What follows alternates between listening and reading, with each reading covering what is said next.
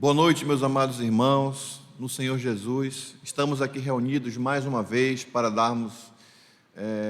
realizarmos o trabalho do Senhor, e nós vamos abrir nossas Bíblias nesse momento. Convido a todos os irmãos que abram suas Bíblias no livro de Salmos, e vamos ler os Salmos de número 51, dos versículos 1 ao versículo 6.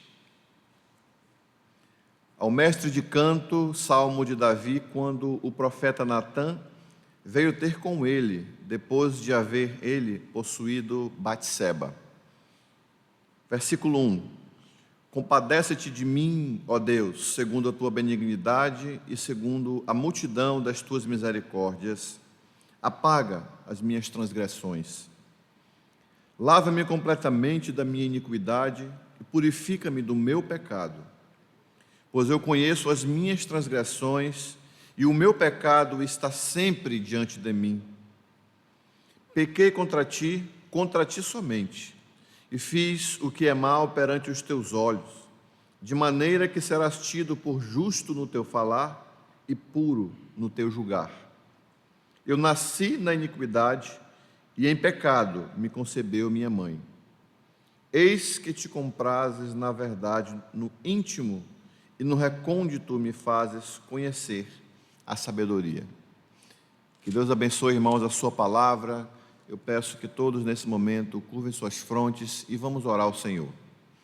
Pai nosso que estás nos céus, muito obrigado porque Tu és bondoso, benigno, misericordioso e, acima de tudo, Senhor, um Pai que cuida de nós. Nós agradecemos porque estamos aqui mais uma vez reunidos para fazer o Teu trabalho. Abençoe-nos, abençoe a Tua igreja, onde quer que esteja reunida em espírito e em verdade, que possamos cultuar aquele que é o único digno de toda honra e toda glória. Abençoe todo o Teu trabalho nesta noite, no nome de Jesus, amém. Irmãos, vamos louvar o Senhor com o hino A Certeza do Crente. É o hino de número 105.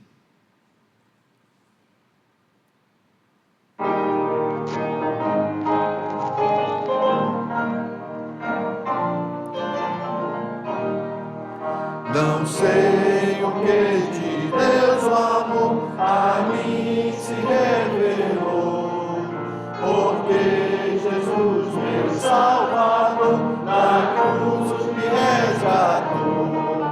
Mas eu sei que tenho crido, e estou bem certo que é poderoso, guardará todos o meu tesouro até o dia final. Não sei o modo como age o Espírito eterno, que um dia Cristo me atraiu em convicção real.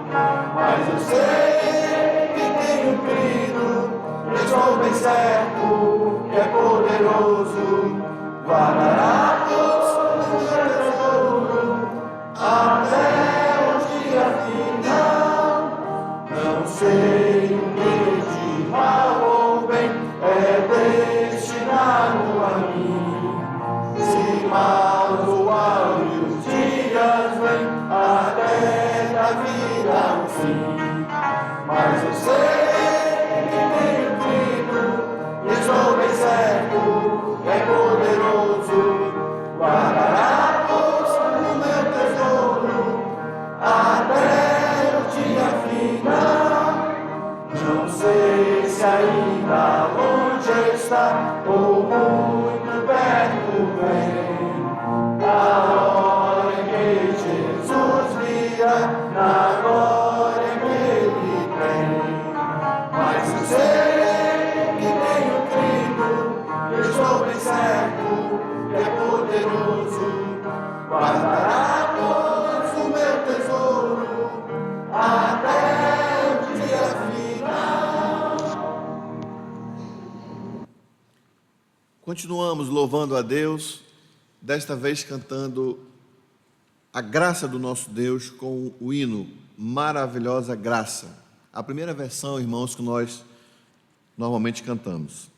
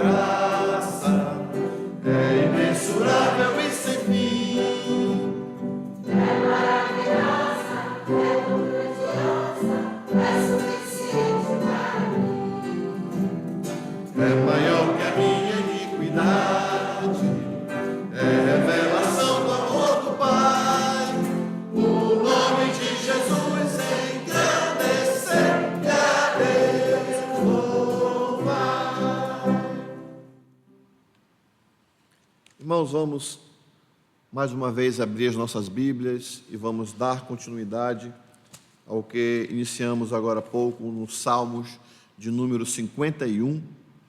Vamos ler, irmãos, dos versículos 7 a 12. Salmos 51, versículo 7. Purifica-me com hisopo e ficarei limpo. Lava-me e ficarei mais alvo que a neve.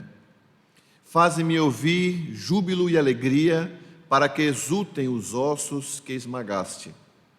Esconde o rosto dos meus pecados e apaga todas as minhas iniquidades. Cria em mim, ó Deus, um coração puro e renova dentro de mim um espírito inabalável. Não me repulses da tua presença, nem me retires o teu Santo Espírito. Restitui-me a alegria da tua salvação e sustenta-me com espírito voluntário. Mais de Cristo é o hino que vamos cantar agora, irmãos, o hino de número 135.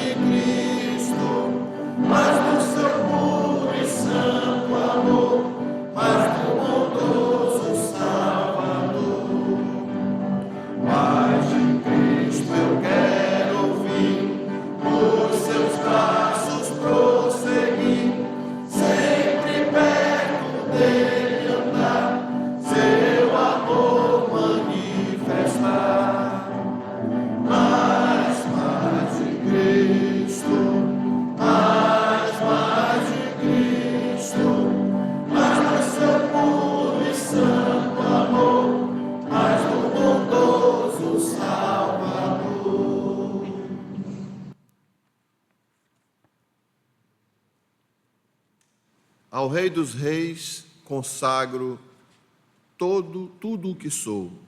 De gratos louvores transborda o meu coração. Com esse espírito, irmãos, com esse pensamento, cantemos o cântico Consagração.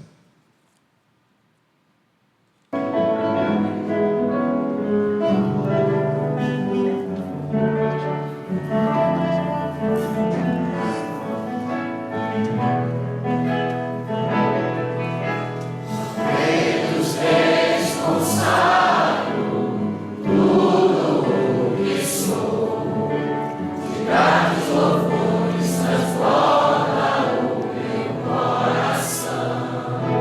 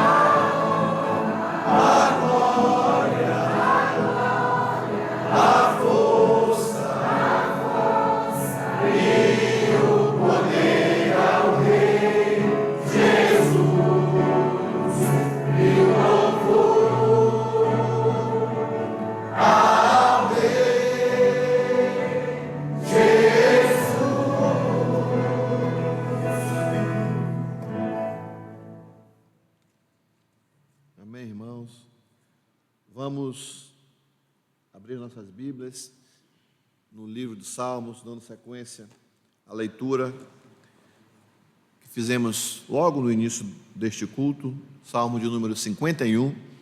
Vamos ler a partir do versículo 13. Leremos até o final do Salmo.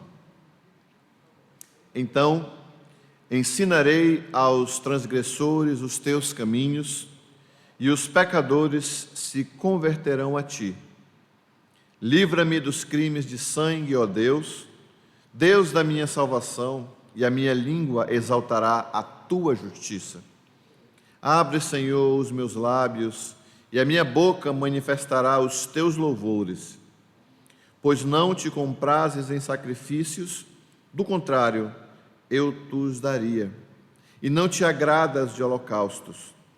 Sacrifícios agradáveis a Deus são o espírito quebrantado, coração compungido e contrito, não o desprezarás, ó Deus. Faze bem a Sião segundo a tua boa vontade, edifica os muros de Jerusalém. Então te agradarás dos sacrifícios de justiça, dos holocaustos e das ofertas queimadas, e sobre o teu altar se oferecerão novilhos. Irmãos, que Deus abençoe a sua palavra e aplique aos nossos corações. Cantemos Brilha, Jesus.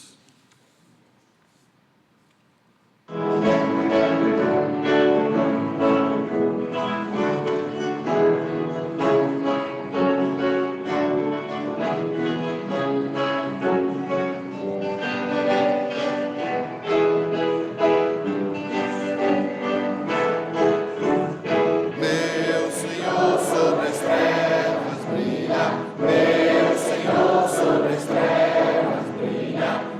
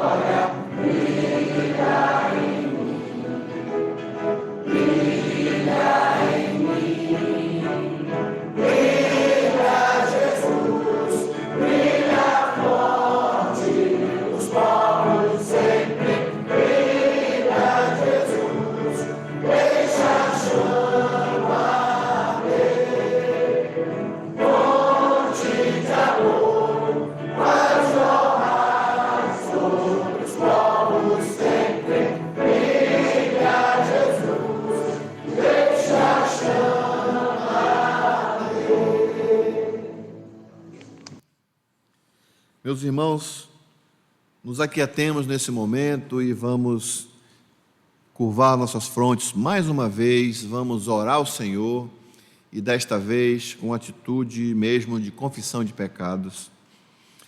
Ó Pai amado, nós te agradecemos pelos cânticos aqui entoados, pelas palavras que nós mencionamos a Ti, com atitude de adoração. Muito obrigado porque Tu és o nosso Deus Salvador, por isso nós te agradecemos por sermos Teus filhos, porque Tu nos escolhestes até mesmo antes da fundação do mundo. Muito obrigado, porque precisamos também, Senhor, estar sempre tendo a Ti e temos como nosso único guia das nossas vidas. Perdoa os nossos pecados quando, ó Pai, não desejamos e não queremos fazer aquilo que Te agrada. Precisamos de Ti a cada dia. Pedimos que Tu possas estar nesse momento abençoando o Teu servo, que vai trazer a Tua palavra, que Tu possa usá-lo com intrepidez e que o pastor possa nos trazer aquilo que Tu tens preparado para nós nesta noite. Fica conosco, é o que Te pedimos e agradecemos no nome de Jesus. Amém.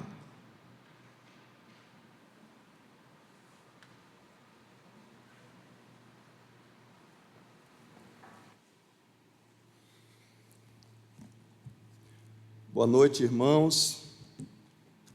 Mais uma vez é uma alegria podermos ouvirmos juntos a palavra do Senhor. Então, para tanto, eu convido os irmãos a abrirem as suas Bíblias na primeira carta do apóstolo João, no capítulo 2.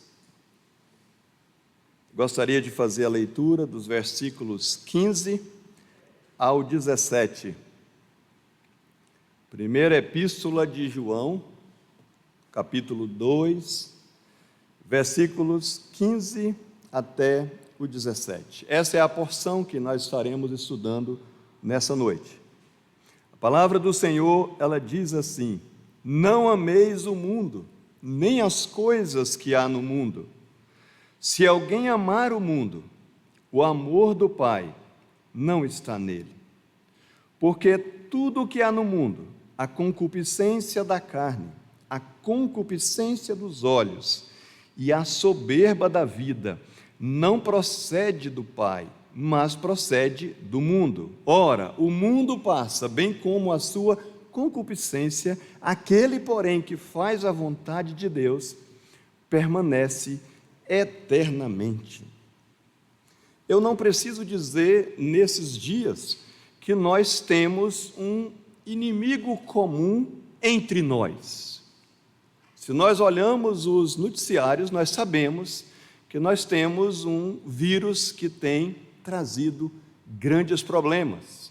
Na medida em que lidamos com ele, nós tentamos usar várias maneiras que as autoridades nos colocam, nos orientam para lidarmos com ele, as medidas de higiene, distanciamento social, tudo isso para que nós não sejamos contaminados. Por quê? Porque uma vez contaminados, nós podemos chegar a desenvolver formas graves dessa doença, e as formas graves estão relacionadas com a agressão pulmonar, onde não respiramos. No nosso texto nessa noite, nós queremos falar de também um inimigo que para nós como crentes está entre nós. Esse inimigo é o mundo. Uma vez a influência dele ser efetiva, agir em nós, nós também teremos problema para respirarmos a atmosfera espiritual. Ou seja, a nossa comunhão com o Pai, ela vai ser prejudicada, ela vai ser interrompida na medida em que esse inimigo, o mundo, ele atinge a nossa alma em cheio, nos afasta do Pai. Para nós estudarmos esse texto essa noite, eu gostaria que você olhasse comigo novamente o versículo 15, que acabamos de ler, de 1 João 2,15, onde o apóstolo traz essa proibição. Esse é o tema da nossa noite, o amor proibido. É assim que começa o nosso texto. Não ameis o mundo. Essa é a proibição clara, é o nosso tema nessa noite. Então nós queremos fazer essa noite, ao tratar desse tema, dividirmos isso em duas partes gerais. A primeira é, qual é o foco desse amor? Não é difícil de perceber, se você olhar o versículo, não ameis o mundo. Esse é o objeto, é o foco desse amor proibido. Então, queremos, no momento inicial, fazer isso. No segundo momento, nós queremos ver as razões para essa proibição. Essas são as duas partes. Então, vamos à nossa primeira parte, o foco desse amor. O foco desse amor. Acompanhe comigo o versículo 15. Não ameis o mundo, nem as coisas que há no mundo. Eu pergunto para você, aonde esse amor está canalizado? Onde ele está focado? Qual é o objeto desse amor? Qual é o foco desse amor? Você pode responder comigo, não ameis o mundo. Então nós precisamos perguntar assim, o que o apóstolo João quer dizer com essa palavra mundo? Porque ele diz assim, não ameis o mundo. Qual o significado da palavra mundo nesse texto? Eu te digo que no Novo Testamento nós temos pelo menos 3 maneiras pelas quais essa palavra é interpretada. Temos uma coisa que você conhece muito bem quando você anda por várias paisagens belíssimas. É o mundo físico, é o planeta Terra. São essas maravilhas que podemos ver agora através do Perseverance, que é uma palavra nova, dessa nave não tripulada que foi a Marte, a imensidão do nosso universo, o mundo criado de Deus. No segundo lugar, nós temos aquilo que João mesmo diz em João 3,16, quando ele diz, porque Deus amou ao mundo, ou seja, a humanidade, é a segunda maneira. Agora, a palavra como João traz para nós essa proibição, não ameis o mundo. É o mundo como um sistema que se opõe à vontade de Deus. Se você lembrar o que lemos na última vez que estudamos essa carta, 1 João 5,19 diz assim, sabemos que somos de Deus e que o mundo inteiro descansa no maligno. Então, é esse sistema que jaz no maligno que João traz para nós. Essa proibição para não focalizarmos nesse amor. O escritor John Stott diz que o mundo é uma expressão que se refere a todos os que estão no reino das trevas e não são nascidos de Deus. Olha aqui 1 João, no capítulo 4, como o próprio João fala para nós. No capítulo 4, aqui de 1 João, capítulo 4, versículo 5, ele diz assim, eles, falando dos anticristos, eles procedem do mundo. Veja que é uma oposição a Deus, a fé genuína nele. Eles procedem do mundo, por esta razão falam da parte do mundo e o mundo os ouve. Falando agora daqueles a quem João está proibindo esse amor ao mundo, ele diz, nós somos de Deus. Aquele que conhece a Deus nos ouve, aquele que não é da parte de Deus não nos ouve. Nisto reconhecemos o espírito da verdade e o espírito do erro. Tiago, falando desse sistema que se opõe a Deus, no capítulo 4, no versículo 4, ele diz, a amizade do mundo é inimiga de Deus. O foco desse amor proibido é então esse sistema que se opõe a Deus, essa mentalidade que exclui Deus, deixa Deus de fora. Você olha a natureza, mas não vê a boa mão do sábio Criador, o Santo Deus. Significa esse amor que está sendo proibido? Então a organização, a mente, as perspectivas da humanidade que ignora Deus e não reconhece. É a mentalidade que quer viver independente de Deus. Não ameis o mundo, não ameis essa maneira, esse estilo de vida que quer viver afastado de Deus. Essa perspectiva, essa maneira de enxergar as coisas de maneira rebelde e contrária a Deus. É o estilo de vida de pessoas que não pensam sobre Deus, mas pensam apenas nessa realidade debaixo do sol, como diz o escritor de Eclesiastes. Ela não pensa acima do sol. Você diz, não tem como deixar isso de forma bem clara, o que João está proibindo, esse amor proibido? O que é não ameis o mundo? É você não amar toda a perspectiva de vida que exclui Deus. Eu pergunto para você, você vê a boa mão de Deus na sua criação? Você vê a boa mão de Deus sobre a sua vida? Aliás, uma pergunta bem prática, quando você ouve uma explanação desse livro, o livro de Deus, a Bíblia Sagrada, o que isso significa para você? Se isso não significa nada, você faz parte dessa perspectiva que vive sem a orientação desse Deus amoroso através da sua palavra. Se isso é verdade, por outro lado, se você é crente em Jesus, sabe da sua falência espiritual, reconhece a sua pecaminosidade, se entregou ao Senhor, que você possa cada vez mais aprofundar na perspectiva de Deus, ao debruçar-se, ao ler, ao meditar na sua palavra. A segunda parte nossa, as razões para a proibição que João nos apresenta. Acompanhe comigo 1 João capítulo 2, na sequência do nosso texto.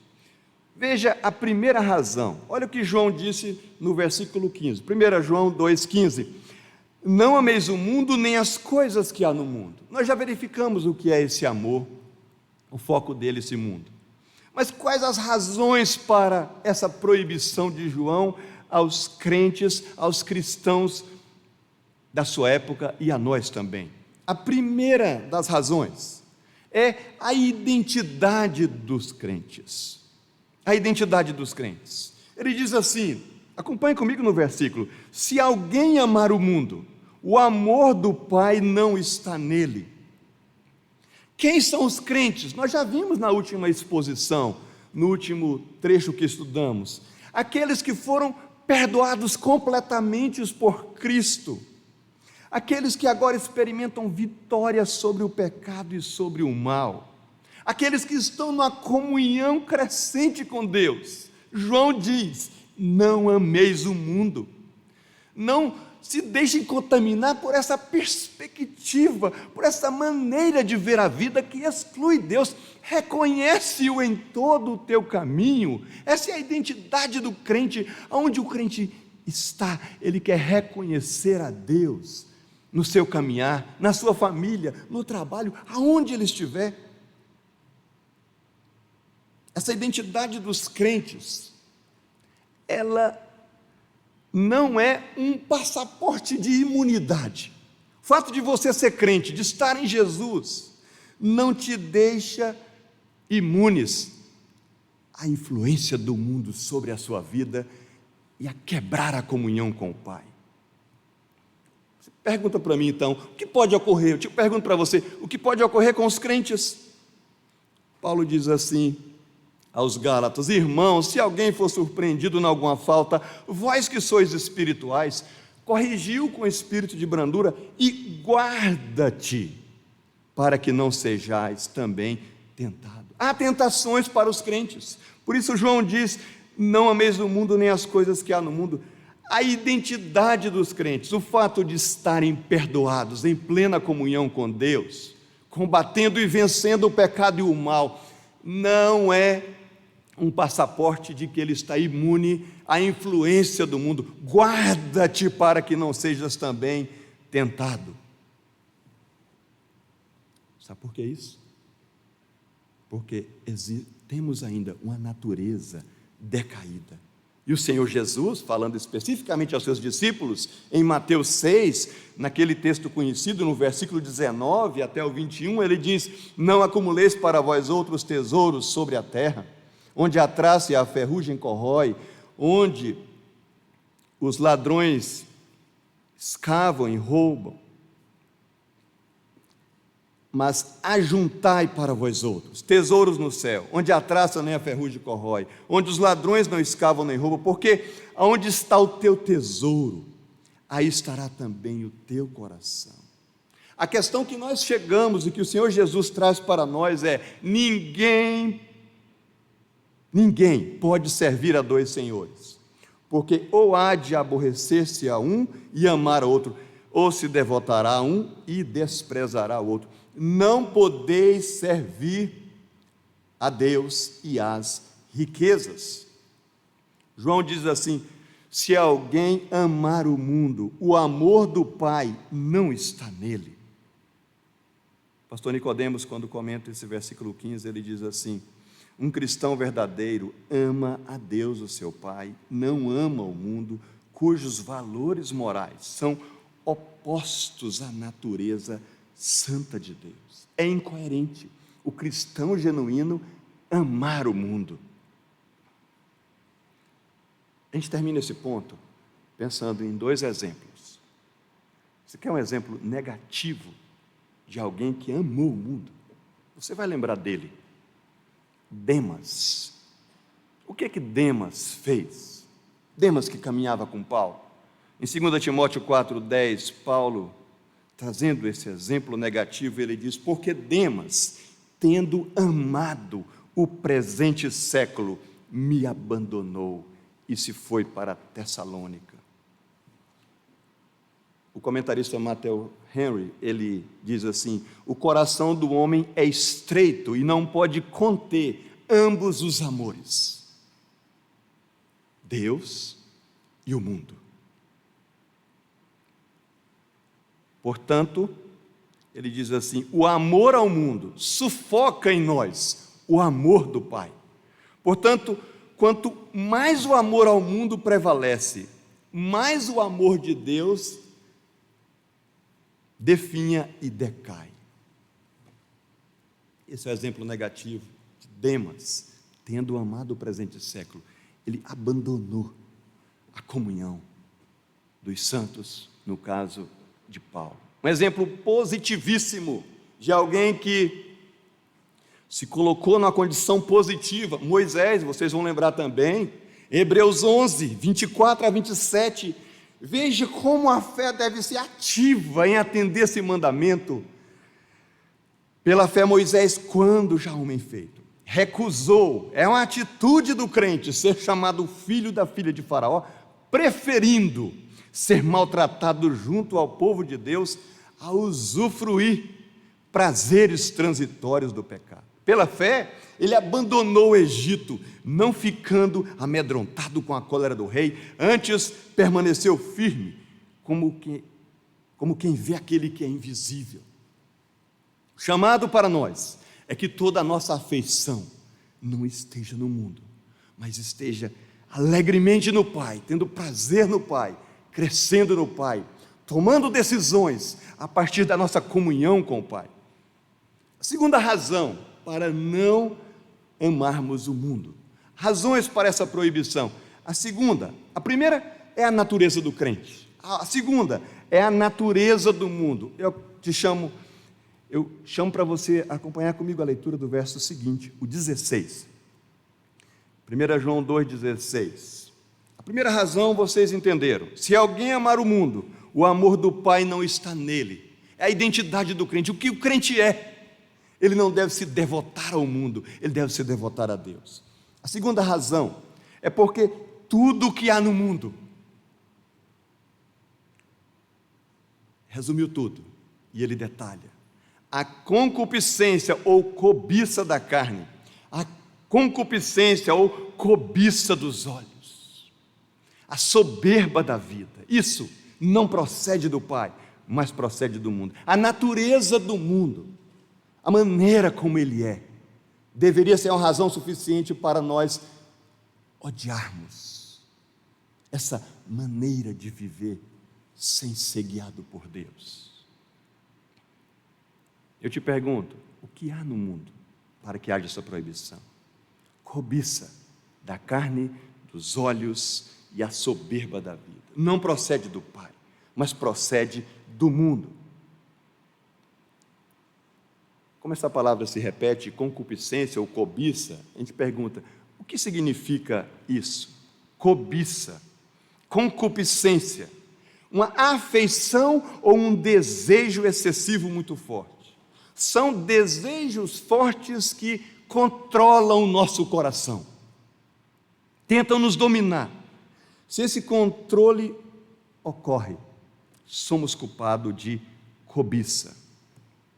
E agora não posso deixar de dizer a minha dívida com Martyn Lloyd-Jones, quando eu penso no versículo 16. Martyn Lloyd-Jones, ele coloca essa cobiça da carne.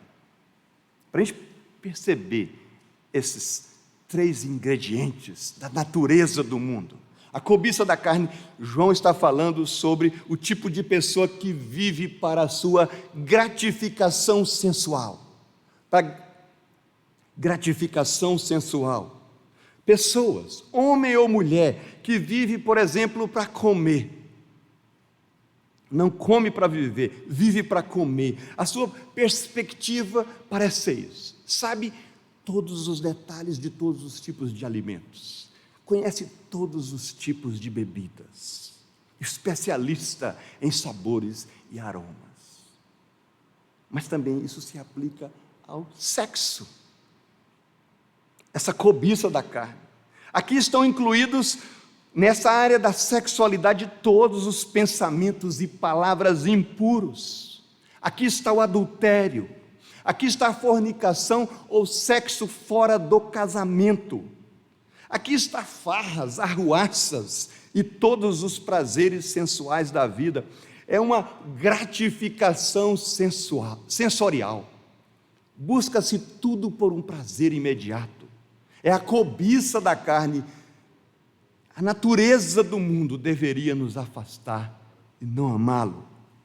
Em segundo lugar, depois da cobiça da carne, ele fala da concupiscência dos olhos ou cobiça dos olhos. Acompanha o versículo, a gente está lendo. A melhor maneira de explicar essa cobiça dos olhos é o tipo de homem ou mulher que vive a partir de valores falsos. É gente que gosta de viver pela aparência.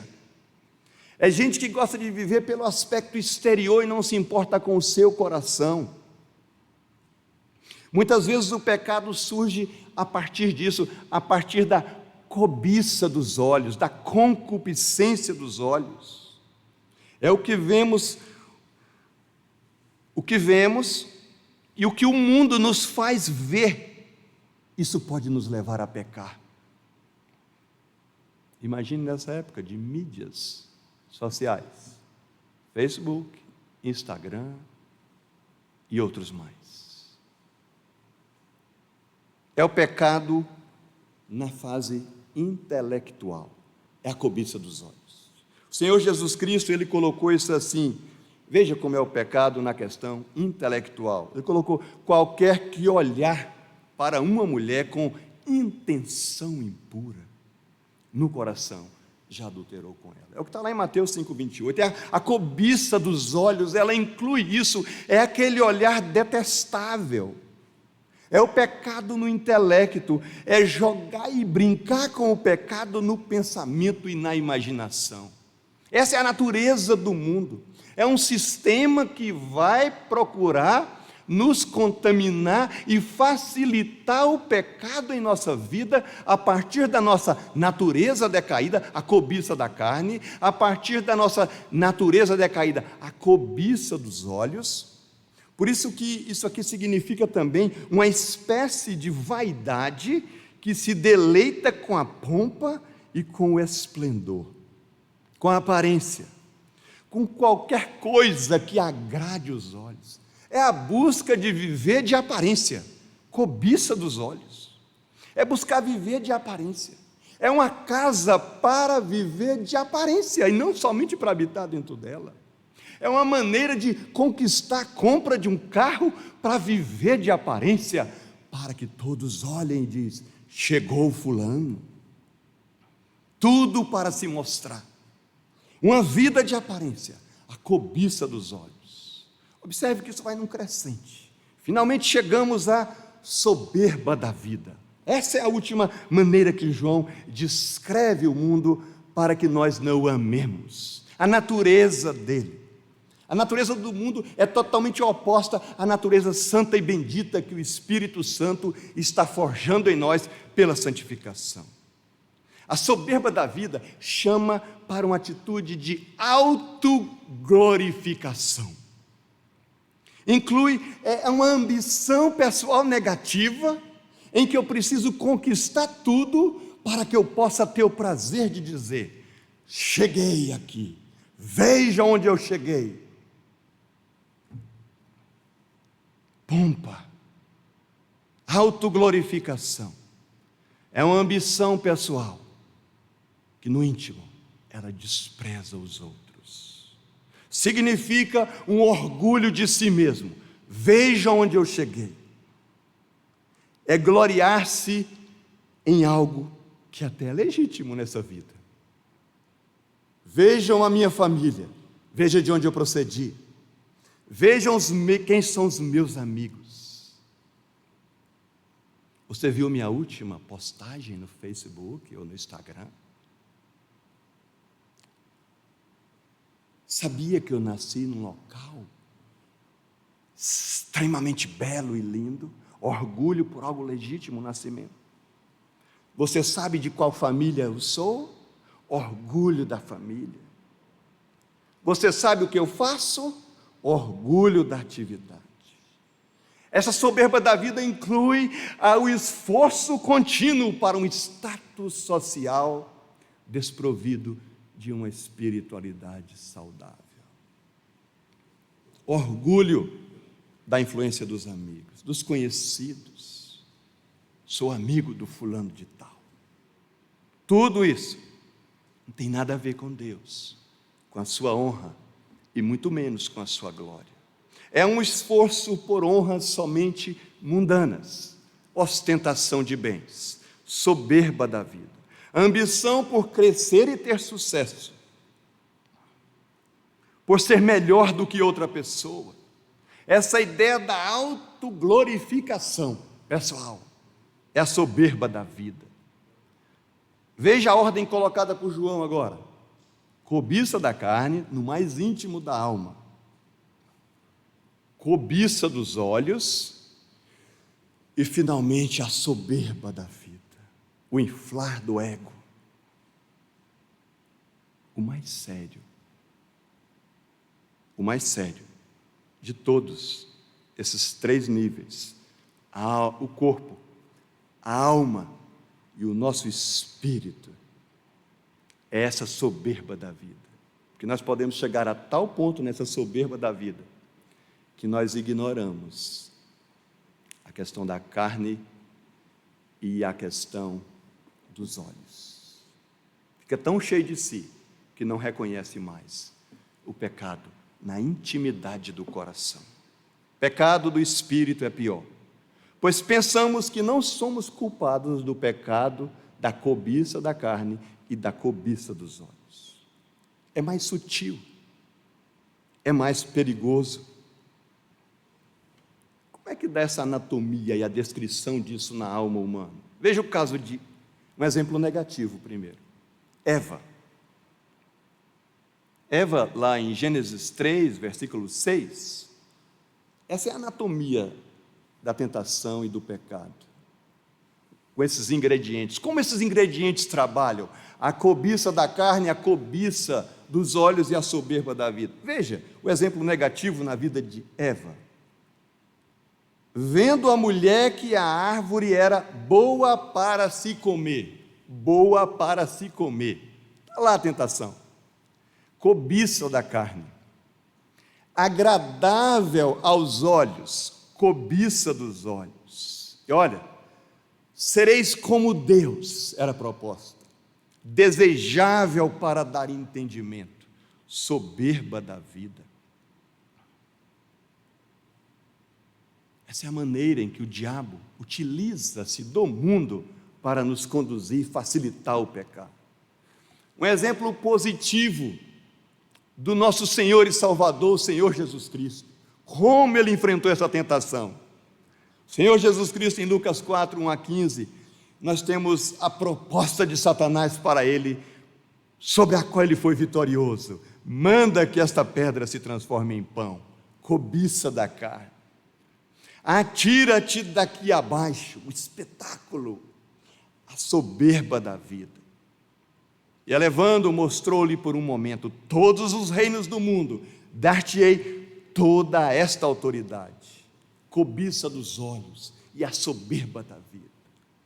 Não só de pão viverá o homem, mas de toda a palavra que procede da boca de Deus. Está escrito: não tentarás o Senhor teu Deus.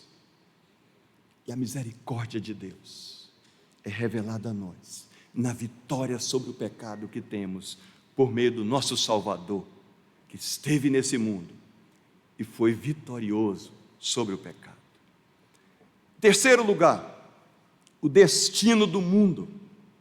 Observe na sequência, no versículo 17.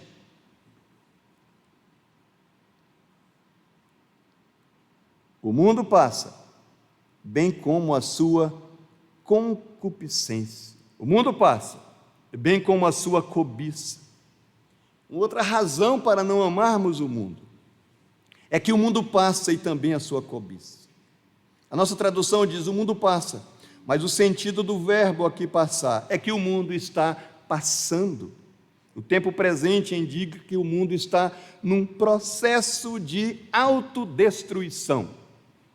É o que podemos ver lá em 1 Coríntios 7,31. E os que se utilizam do mundo, como se dele não usassem, Paulo diz, porque a aparência desse mundo passa. Essa é a nossa terceira razão, o destino do mundo.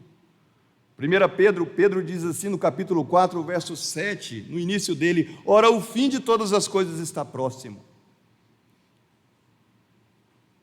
João está dizendo para os seus leitores: não ameis o mundo nem as coisas que há no mundo, por causa do que vocês são em Cristo, por causa da natureza do mundo, e porque o destino do mundo, o mundo está passando. Todo o sistema já contém as sementes da destruição. Romanos, Paulo diz assim no capítulo 8, versículos 20 e 21, pois a criação está sujeita à vaidade não voluntariamente, mas por causa daquele que a sujeitou, na esperança de que a própria criação será redimida do cativeiro da corrupção para a liberdade da glória dos filhos de Deus. Você está se agarrando a algo, se você amar o mundo, a algo efêmero, passageiro. Esse mundo está debaixo do juízo de Deus e a cada minuto se aproxima da sua destruição final. Por mais triste que representa essa realidade, isso representa um consolo para o crente verdadeiro, pois isso conscientiza que a cobiça desse mundo vai ter um ponto final. Nós olhamos e achamos que não vai ter fim, mas vai ter um fim. João diz: o mundo passa, ele está passando. Mas, apesar de ser um grande consolo, que vai ter um fim, por outro lado, adverte o crente a não colocar o seu coração nessas coisas que estão debaixo da ira de Deus. Essa vida que nós não devemos amar, a vida que exclui Deus. Serão julgadas por Deus e destruídas no julgamento final. Eu pergunto para você, ao encerrar essa terceira razão para não amar o mundo: onde está o teu coração? Porque o mundo passa, bem como a sua cobiça. Não coloque o seu coração somente naquilo que é passageiro, como as coisas que há no mundo, mas descanse naquele que é eterno. Em último lugar, a última razão, no versículo 17, na segunda parte: o glorioso futuro daqueles que enxergam essa realidade a partir da realidade verdadeira. Deus o Pai, Deus o Filho, Deus o Espírito Santo, como a Trindade que criou esse mundo para a sua glória, que criou a nós para a sua glória. João diz: aquele, porém, que faz a vontade de Deus permanece eternamente. João termina essa porção chamando os seus ouvintes e a nós para uma vida de contraste. João chama a mim e a você como crente para sermos contraculturais, contra essa cultura, com a vida que agrada ao Senhor. Ele diz assim: aquele que é crente, aquele que foi completamente perdoado, justificado em Cristo, aquele que a boa mão do poderoso está sobre a sua vida. Eu e você que estamos nesse combate, chamado pela Escritura do bom combate da fé. João diz: aquele, porém, está falando dos crentes, que faz a vontade de Deus, permanece eternamente. Ó gloriosa promessa para nós, essa vida de contraste, mas uma vida debaixo do amor e das mãos poderosas do Senhor. João declara que a eternidade daquele que faz a vontade de Deus. João não está dizendo que alguém pode fazer a vontade de Deus perfeitamente, não é isso nesse mundo. João aqui se refere aos crentes em Jesus Cristo, que desejam de coração, do íntimo da alma, fazer a vontade do Pai e se esforçam por fazê-la, apesar dos obstáculos que encontram no seu próprio coração pela natureza decaída. Eles se agradam em fazer a vontade do Pai.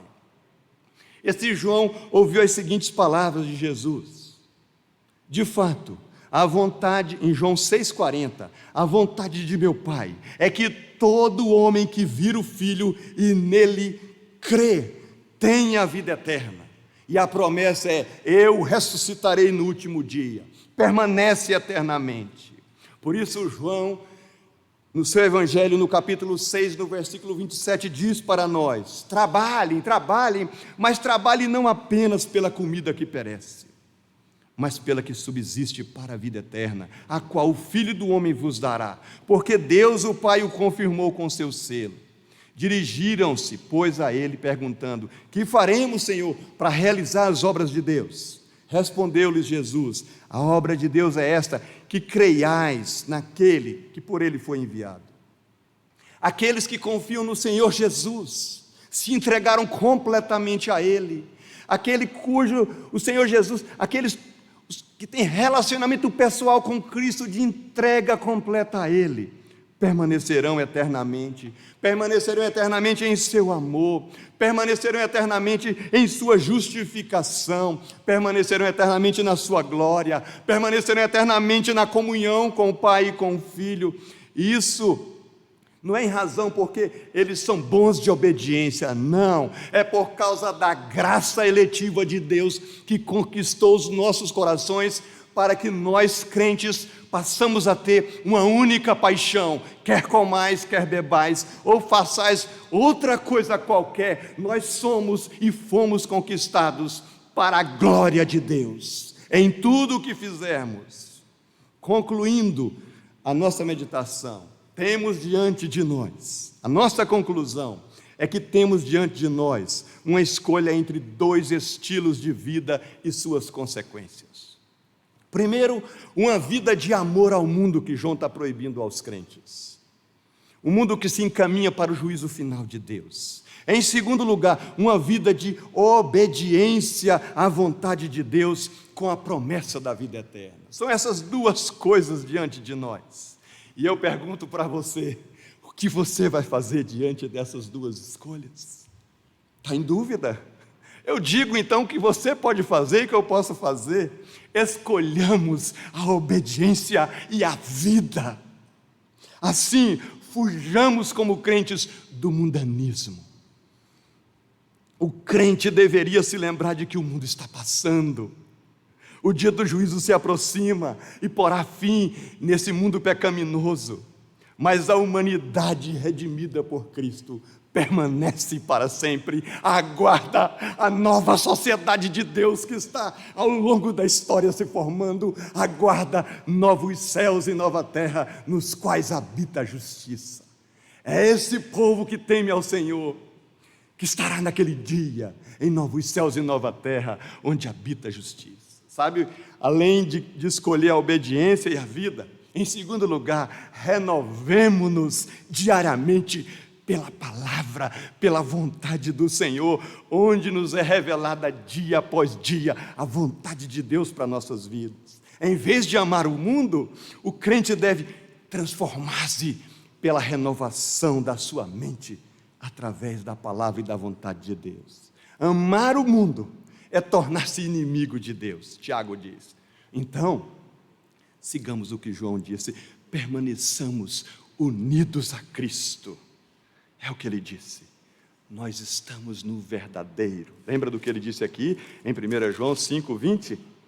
Também sabemos que o Filho de Deus é vindo e nos tem dado entendimento para reconhecermos o verdadeiro. E nos gloriemos nisso, nos alegremos nisso. Estamos no verdadeiro, em seu Filho Jesus Cristo. Este é o verdadeiro Deus e a vida é eterna. Nele permaneceremos eternamente. Recapitulação. Tema nosso nessa noite foi o amor proibido. Vimos em primeiro lugar o foco desse amor. Não ameis o mundo. Indica que não devemos amar todo modo de pensar que exclui Deus. Razões. Vimos em segundo lugar as razões para essa proibição. A primeira razão é quem nós somos em Cristo. A identidade dos crentes. O amor do Pai está em nós. Segunda, a natureza do mundo. A cobiça da carne, a cobiça dos olhos, a soberba da vida.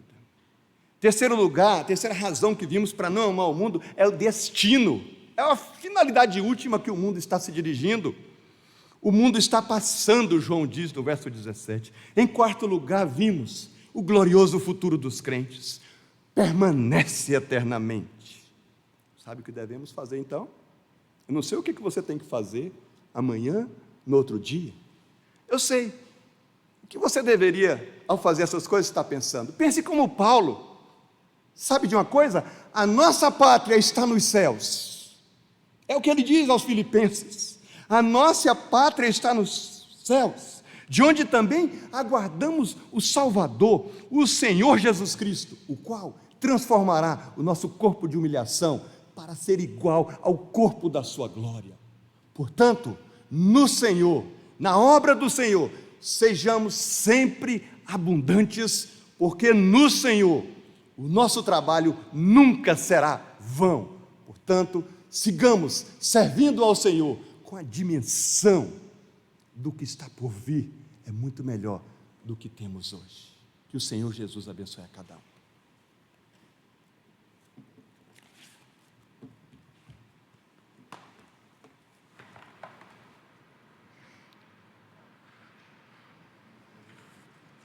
Amados irmãos, diante daquilo que acabamos de ouvir, que possamos realmente escolher mais perto, quero estar, meu Deus, de Ti. Então cantemos o hino de número 116, União com Deus.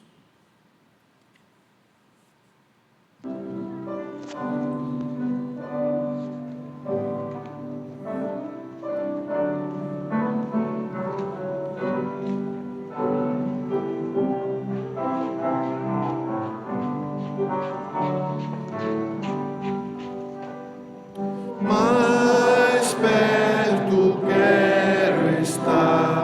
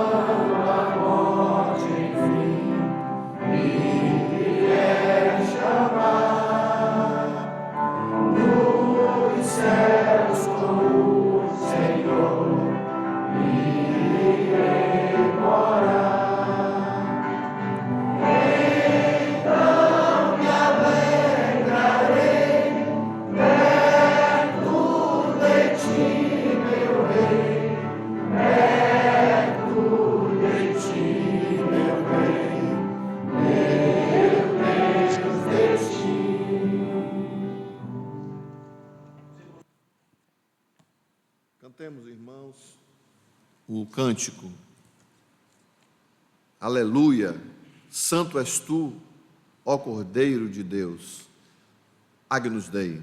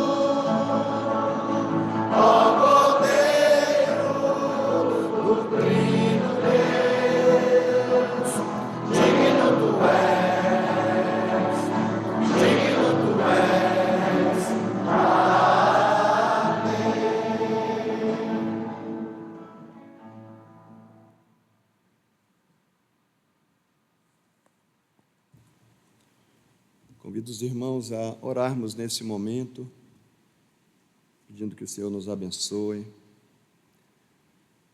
Senhor Deus, nosso Pai bendito que estás nos céus, nós te rendemos graças, Senhor, porque Tu és Deus de misericórdia, de bondade, de amor. Nós agradecemos porque Tu enviaste o Teu Filho, o Teu único Filho, para morrer em nosso lugar na cruz do Calvário. Ó Pai, nós agradecemos porque por meio do Senhor Jesus temos a certeza de que temos comunhão contigo, que por meio dele o Senhor nos ouve. Ó Pai, ajuda-nos, Senhor. Ajuda-nos nessa caminhada para que a nossa mente, em tudo que fizermos, possamos aprender dia após dia, reconhecer o Senhor em todos os nossos caminhos. E que o Senhor, cada dia, possa endireitar o nosso caminhar nesse mundo. Que o Senhor nos dirija pelas veredas da justiça, por amor do Teu nome, ó Pai. Ó Senhor, que o Senhor também nos livre do mal. Que o Senhor nos ajude a guardarmos no coração a Tua palavra, para não pecarmos contra Ti. e que o Senhor nos preserve cada dia, e que cada dia possamos estar cada vez mais saudosos daquele dia, quando estaremos para sempre com o Senhor. Ó, nós, como igreja, clamamos: Maranata, venha, Senhor Jesus. Que a graça do Senhor Jesus Cristo, que o amor de Deus o Pai e a comunhão do Espírito Santo do Senhor sejam sobre vocês, minhas irmãs e meus irmãos, e sobre o povo de Deus, que está espalhado em toda a face da terra, agora e para todo sempre. Amém.